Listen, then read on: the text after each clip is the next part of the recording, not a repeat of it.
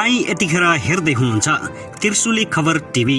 24 घण्टा ताजा खबरको लागि हाम्रो च्यानललाई सब्स्क्राइब गर्नुहोला, नजिक रहेको बेल आइकन दबाई हामीसँग जोडिनुहोला। गठबन्धनको सरकार बनेको 1 वर्षमा देश तहस नहस भएको एमाले अध्यक्ष ओलीको भनाई। चुनावपछि पनि गठबन्धनको सरकार बन्यो भने त्यसले मान्छे कुट्दै हिँड्छ। गठबन्धनको सरकार बनेको 1 वर्षमा कहाँ पुग्यो देश? अरिङ्गाल र बच्चु खारेक। एमालेलाई गठबन्धन नामको झुसे बारुराले फरक पर्दैन। एमाले अध्यक्ष ओली। एमालेमा बसेको भयो हाम्रो पनि हरिबिजोग हुन्थ्यो, त्यो भोग्न चाहेनौँ। माधव कुमार नेपाल। कार्यकर्तालाई माधव कुमार नेपालले भने केपी ओलीबारे राम्रा कुरा गर्दै नगर्नुहोस्। माधव नेपालको कडा निर्देशन। ओलीबारे राम्रो कुरा गर्दै नगर्नुहोस्, मुखभरिको जवाब दिनुहोस्। एमालेमै रहेर हरिबिजोग हुनुबाट हामी बच्यौँ। अब केही वर्षपछि हाम्रो नेतृत्वमा पनि सरकार बन्ने सम्भावना आउँछ। नेकपा माओवादी केन्द्रको महासचिवमा देवप्रसाद गुरुङ र वरिष्ठ उपाध्यक्षमा नारायण काजी श्रेष्ठ छैन। माओवादी केन्द्रले भदौ 8 देखि प्रदेश स्तरमा प्रशिक्षण कार्यक्रम गर्ने नारायण काजी श्रेष्ठको नेतृत्वमा 17 सदस्यीय निर्वाचन घोषणा पत्र मस्यौदा समिति गठन। पार्टीभित्र नै भागबण्डा मिलाउनलाई निकै सकस परेका प्रचण्ड 81 सदस्यीय पदाधिकारीको टुङ्गो लगाए। जनार्दन शर्माको पनि सहमति। घोषणा पत्र बनाउने जिम्मा नारायण काजी श्रेष्ठलाई, विद्यार्थी विवाद मिलाउने जिम्मा प्रचण्डलाई। टिम बनाउने विषय अध्यक्षको अधिकार हो, उहाँको विश्वासले मैले जिम्मेवारी पाएँ, सबैलाई समेट्ने कोसिस गर्छु। देव गुरुङको भनाई। नारायण काजी श्रेष्ठको नेतृत्वमा 17 सदस्यीय घोषणा पत्रपछि नारायण काजी श्रेष्ठ काममा तम तयार। र साँझपख आयो पूर्व राजा ज्ञानेन्द्र शाहबारे निकै ठुलो खबर। आखिर के भयो यसबारे पनि सम्पूर्ण जानकारी अब हेर्नुहोस् पुरा समाचार। दर्शक महानुभाव नमस्कार, तपाईहरूलाई हार्दिक स्वागत छ हाम्रो च्यानल त्रिशुली खबर टिभीमा। यदि हाम्रो च्यानललाई अहिलेसम्म सब्स्क्राइब गर्नुभएको छैन भने सब्स्क्राइब गरी नजिक रहेको बेल आइकन दबाई हामीसँग जोडिनुहोला। दर्शक महानुभाव फेरि पनि हामी तपाईँहरूमाझ निकै महत्त्वपूर्ण अपडेटका साथ उपस्थित भइसकेका छौँ। यो भिडियोलाई अन्तिमसम्म हेरी हामीले साथ दिनुहोला।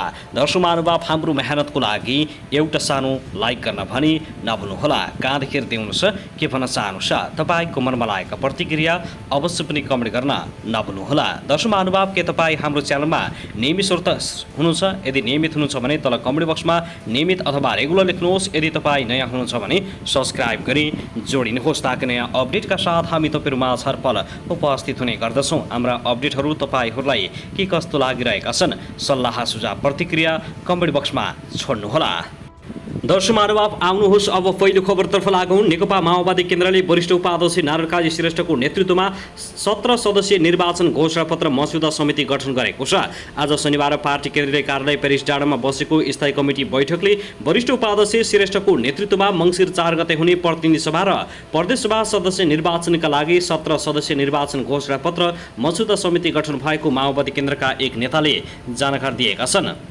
समितिमा देव गुरुङ, गिरिराज मणि पोखरेल, परशुराम पुन, जनार्दन शर्मा, शक्ति बस्नेत, लीलामणि पोखरेल, गणेश शाह, परशुराम तामाङ, अमृता थापा, परशुराम रमतेल, जगत सिमखडा, जाकिर हुसेन, हरि रोका, मिनबहादुर श्रेष्ठ, मीरा ढुङ्गाना र कृष्ण चौधरी रहेका छन्। यसैगरी पार्टी अध्यक्ष पुष्पकमल दाहाल प्रचण्डले प्रस्ताव गरेको पदाधिकारीको नाम सर्वसम्मत पारित भएको छ। बैठकमा अध्यक्ष दाहालले महासचिव सहित 21 सदस्यीय पदाधिकारीको नाम प्रस्ताव गरेका थिए। उक्त प्रस्ताव बैठकले सर्वसम्मत रूपमा पारित गरेको हो। वरिष्ठ उपाध्यक्षमा नारायण काजी श्रेष्ठ, उपाध्यक्षमा कृष्णबहादुर महरा, साथै उपमहासचिवमा गिरिराजमणि पोखरेल, वर्षमान पुन, हरिबल गजुरेल, पम्फा भूषाल, जनार्दन शर्मा, मातृका यादव र शक्ति बस्नेत चयन भएका छन्। त्यस्तै सचिवहरूमा दिननाथ शर्मा, चक्रपाणी खनाल, देवेन्द्र पौडेल, लीलामणि पोखरेल, गणेश शाह, हिपमान साक्य, हितराज पाण्डे, डिलाराम आचार्य र राम कार्की, साथै कोषाध्यक्षमा श्रीराम ढकाल चयन भएका छन्। माओवादीको विधान अनुसार पदाधिकारीमा अध्यक्ष 1 जना, वरिष्ठ उपाध्यक्ष 1 जना, अन्य उपाध्यक्षहरू, महासचिवहरू 1 जना, उपमहासचिवहरू, सचिवहरू, कोषाध्यक्ष र सदस्यहरू रहने व्यवस्था छ। माओवादी केन्द्रले 377 केन्द्रीय सदस्यको टुङ्गो यसअघि नै लगाइसकेको छ। दर्शक महानुभाव त्यसगरी यता भने नेपाली कांग्रेसले आगामी मङ्सिर 4 गते हुने प्रदेश सभा र प्रतिनिधि सभा निर्वाचनलाई लक्षित गरी जनताको साथमा कांग्रेस अभियान सुरु गर्ने भएको छ। आज शनिबार कांग्रेसले पार्टी केन्द्रीय कार्यालय सानिपामा पत्रकार सम्मेलन गरी यही भदौ 10 गतेदेखि 24 गतेसम्म आगामी निर्वाचनलाई लक्षित गरी सो अभियान सुरु गर्ने जानकारी गराएको हो। जनताको बीचमा जाने, जनताको कुरा सुन्ने र कांग्रेस नेतृत्वको सरकारले गरेका कामहरूबारे जनतालाई जानकारी गराएर आगामी निर्वाचनको तयारीको कामलाई अगाडि बढाउने गरी सो अभियान सञ्चालन गर्न गर्न लागेको पार्टीका प्रवक्ता डा प्रकाश शरण महतले जानकारी दिएका छन्। अहिले जनताको साथमा काङ्ग्रेस अभियान आउँदो भदौ 10 गतेदेखि सञ्चालन हुन्छ। त्यसपछि दोस्रो चरणमा समानुपातिक उम्मेदवारी दर्तापछि जनताको बीचमा जाने कार्यक्रम हुन्छ। त्यसपछि निर्णायक उम्मेदवारहरू चयन भएपछि 165वटै सङ्घको निर्वाचन क्षेत्र नम्बर 303 वटा प्रदेशको निर्वाचन क्षेत्रमा चुनावी प्रचार अभियानको कार्यक्रम हुन्छ। हामीले मूलत यो अभियान जनताको बीचमा जाने, जनताको कुरा सुन्ने र त्यसलाई आत्मसात गर्ने र सँगसँगै नेपाली काङ्ग्रेसको नेतृत्वमा हामीले के काम गर्यौँ, के कस्ता उपलब्धि भए र आउने दिनमा के कार्यक्रम छन् भनेर प्रस्तुत गर्छौँ उनले भनेका छन्। उनका अनुसार सो अभियानमा पार्टीका केन्द्रीय प्रतिनिधिहरू सबै जिल्लामा सहभागी हुनेछन्। उनीहरूको नेतृत्वमा प्रदेश समिति, जिल्ला कार्य समिति, क्षेत्रीय कार्य समिति हुँदै सो अभियानमा वडा तहसम्मका पार्टीका समितिहरू परिचालित हुने बताएका छन्। चुनावी तालमेल गरेर जाने भनेका छौँ। यस विषयमा पनि त्यहाँ जानकारी लिने, परिस्थिति बुझ्ने र त्यहाँको आवश्यकताको बारेमा पनि हामी चर्चा परिचर्चा गर्ने र त्यो किसिमको माहौल बनाउने अभियानको मूल उद्देश्य हुनेछ उनले भनेका छन्। 77वटै जिल्लामा पार्टीका केन्द्रीय सदस्यहरू परिचालित हुनुहुनेछ। भोलि नै पार्टी सभापतिको उपस्थितिमा उनीहरूलाई अभिमुखीकरण कार्यक्रम हुन्छ। केन्द्रीय प्रतिनिधिहरू सबै जिल्ला गएर जिल्ला कार्य समितिको बैठक राखेर विभिन्न तहहरूलाई परिचालन गरी सो अभियानलाई सफल बनाउने योजना छ उनको भनाइ छ। दर्शकहरू, त्यसगरी नेपाली काङ्ग्रेसका महामन्त्री गगन थापाले एमसीसी र बीआरआई सम्झौता दुवै नेपालका लागि सहायता सम्झौता भएको बताएका छन्। काठमाडौँ क्षेत्र नम्बर 8 को प्रदेश सभा सम्मेलनलाई सम्बोधन गर्दै थापाले नेपालको हित हुने गरी एमसीसी सम्झौता गरिएको बताउँदै चीनसँगको बीआरआई सम्झौतासँग तुलना गरेका हुन्। आफूहरू सरकारमा हुँदा वा नहुँदा एमसीसीको बारेमा एउटै धारणा बनाएको तर कम्युनिस्ट पार्टीहरूले विचार बदलेको थापाको भनाइ छ। एमसीसी सम्झौताको प्रक्रिया विगतमा माधव कुमार नेपाल प्रधानमन्त्री भएका बेला सुरु भएर झलनाथ खनाल, पुष्पकमल दाहाल प्रचण्ड, बाबुराम भट्टराई हुँदै अहिले शेरबहादुर देउवा प्रधानमन्त्री भएका बेला टुङ्गेको थापाले बताएका छन्। काङ्ग्रेसका नेता परराष्ट्र मन्त्री भएका बेला चीनसँगको सहायता सम्झौता बीआरआई गरेको स्मरण गराउँदै थापाले मुलुकको हितका लागि विगतमा पनि विभिन्न मुलुकबाट सहयोग लिने गरेको स्पष्ट पारेका छन्।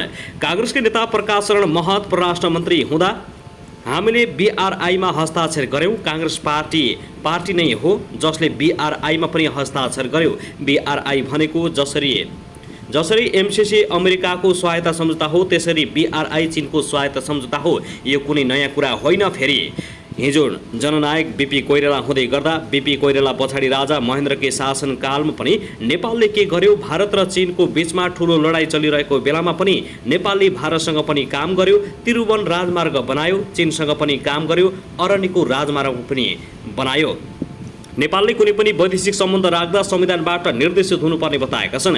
त्यसैगरी पञ्चशीलको सिद्धान्त र असंलग्न परराष्ट्र नीतिभित्र रहनुपर्ने उनको भनाइ छ। काङ्ग्रेसले सहीसँग मित्रवत सम्बन्ध राखेर मिलेर काम गर्न चाहेको थापाले स्पष्ट पारेका छन्।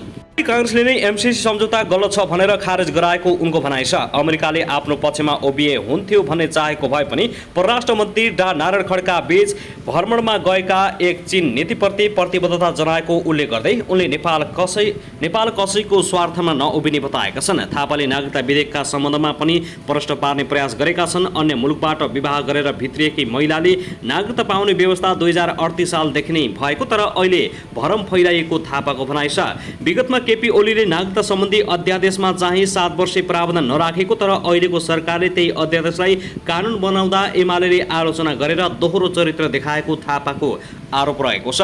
केपी ओलीले ल्याएको अध्यादेश र शेरबहादुर देउवाले ल्याएको विधेयकमा कुनै अन्तर नभएको थापाको भनाइ छ। संसद भङ्ग भएको बेलामा पूर्व प्रधानमन्त्रीले एउटा अध्यादेश ल्याउनुभयो। अहिले जुन 7 वर्ष विवाह गरेपछि भन्ने कुरा छ त्यसलाई बकाइदासँग राख्न सकिन्थ्यो। किन राख्न सकिन्थ्यो भने अध्यादेश भनेको त एक्लै बनाएको कानुन हो। राष्ट्रपतिले पारित गर्नुभयो तर पूर्व प्रधानमन्त्रीले त्यो कानुन राख्नु भएन। अस्ति भर्खर बनाएको कानुन। अहिले मैले तपाईँले अध्यादेश र अस्ति पारित भएको विधेयकको तिथि मिति हटाएर फोटोकपी ल्याएर दिए भने तपाईँले छुट्याउन सक्नुहुन्छ भन्दै आक्रोश भएका छन्। थापाले चुनावपछि सत्तारूढ गठबन्धन एक ठाउँमा रहने के ग्यारेन्टी छ भने पनि सत्तारूढ गठबन्धनलाई प्रश्न गरेका छन्। दर्शकमा अनुभव त्यसगरी नेकपा माओवादी केन्द्रका अध्यक्ष पुष्पकमल दाहाल प्रचण्ड महासचिवमा देवगुरुङको नाम प्रस्ताव गरेका छन्। आज शनिबार बसेको स्थायी कमिटी बैठकमा प्रचण्डले 21 जना पदाधिकारीको नाम प्रस्ताव गरेका छन्। त्यस्तै वरिष्ठ उपाध्यक्षमा नारायण काजी श्रेष्ठ र उपाध्यक्षमा कृष्णबहादुर महराको नाम प्रस्ताव गरिएको छ। त्यस्तै उपमहासचिवमा गिरिराजमणि पोखरेल, वर्षमान पुन, हरिबोल गजुरेल, पम्फा भूषाल, जनार्दन शर्मा, मातृका यादव र शक्ति बस्नेतको नाम प्रस्ताव गरिएको छ। सचिवहरूमा दिननाथ शर्मा, चक्रपाणी खनाल, देवेन्द्र पौडेल, लीलामणि पोखरेल, गणेश शाह, हितमान शाक्य, हितराज पाण्डे, डिलराम आचार्य र राम कार्कीको नाम प्रस्ताव गरिएको छ। त्यस्तै कोषाध्यक्षमा श्रीराम ढकाल प्रस्तावित भएका छन्। साथै कोषाध्यक्षमा केन्द्रीय कार्यालय मुख्य सचिव श्रीराम ढकाललाई बनाउने प्रस्ताव भएको एक नेताले जानकारी दिएका छन्। महाधिवेशन सकिएपछि केन्द्रीय कमिटीको पहिलो बैठकबाट अध्यक्षमा प्रचण्ड चयन भएका थिए। दाहालले पदाधिकारीका नाम प्रस्ताव गरे पनि बैठकबाट उनको नाम अनुमोदन हुन भने बाँकी नै रहेको छ।